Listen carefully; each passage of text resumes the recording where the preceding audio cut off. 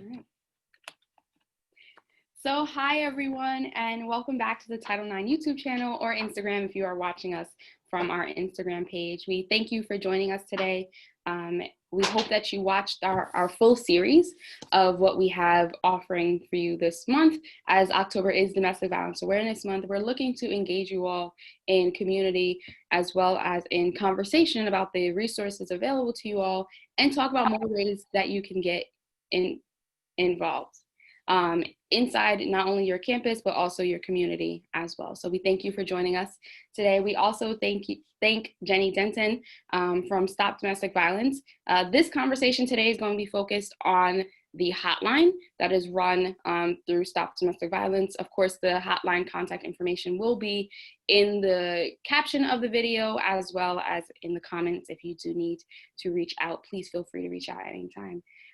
But hello again, my name is Aisha Nadler. My pronouns are she, her, and hers.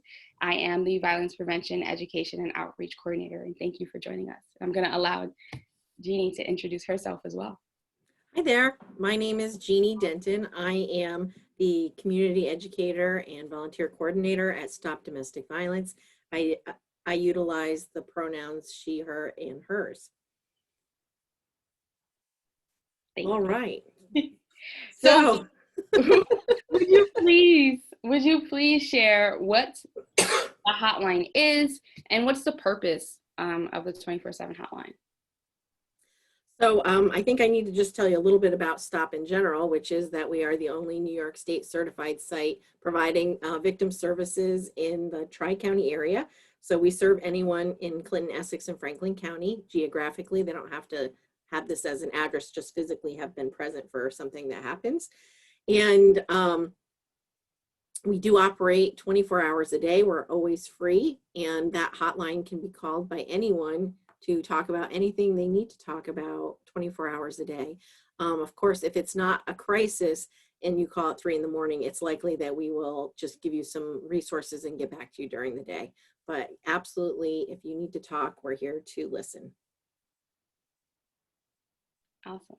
So personally, you know, we all do this work for similar reasons, but I just wanted to ask, what made you decide to work in this field with Stop Domestic Violence, as also being a part of the hotline and work with the hotline program as well? Wow, thanks for asking that question. I think my original interest lie in the fact that I am a staunch advocate, and everybody here is an advocate for all victims of violent crime. My background was very focused in being an advocate for people with disabilities. I do identify as a victim, and then when I got this job, I think I didn't realize how cathartic it would end up being, but it certainly serves a dual purpose of allowing me to serve victims in our community, but also for me to feel like I'm making a difference and have a role to play. And it empowers me to take a stand every day. I love that, those choice of words. Empowerment is definitely key in the work that we do. And I think we all aspire to empower each one so that they can empower others. So I think that leads into our next question in terms of what are, or if there are, any characteristics that are common among those who are looking to be involved in this field of work. We do see some common characteristics, and I'm willing to bet other programs do too.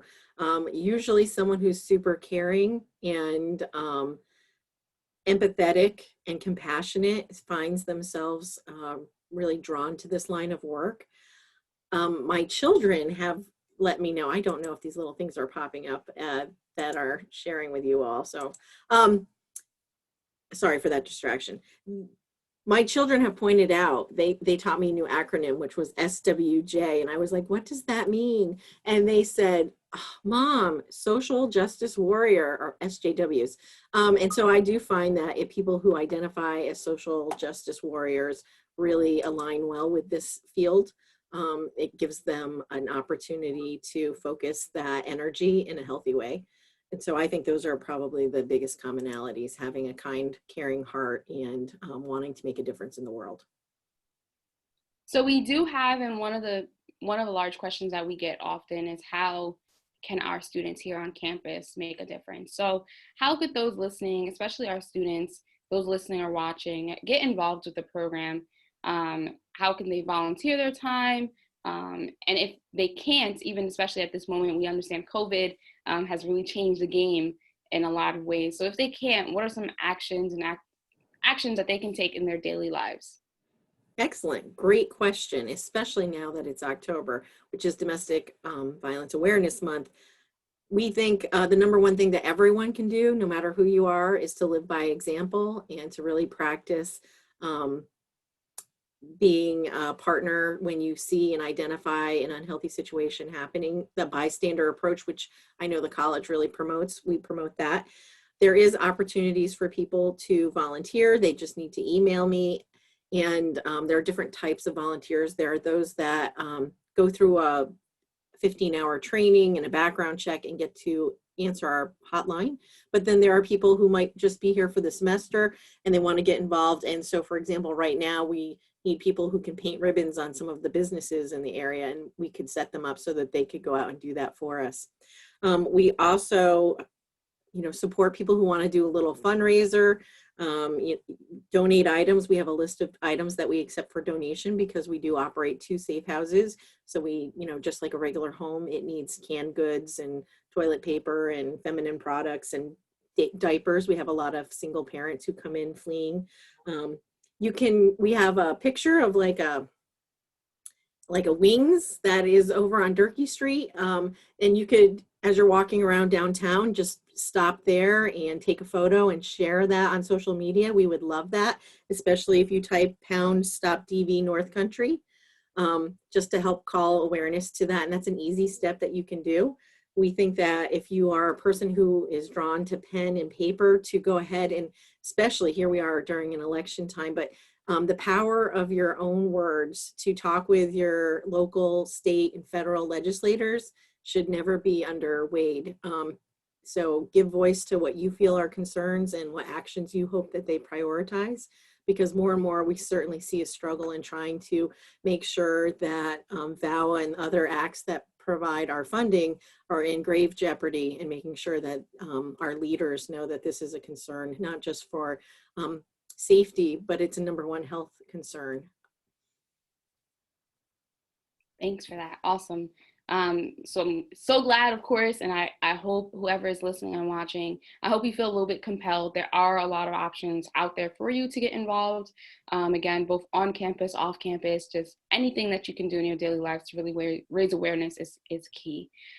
So Genie, thanks for joining us. But last question, is there any advice or any final thoughts you would like to share today?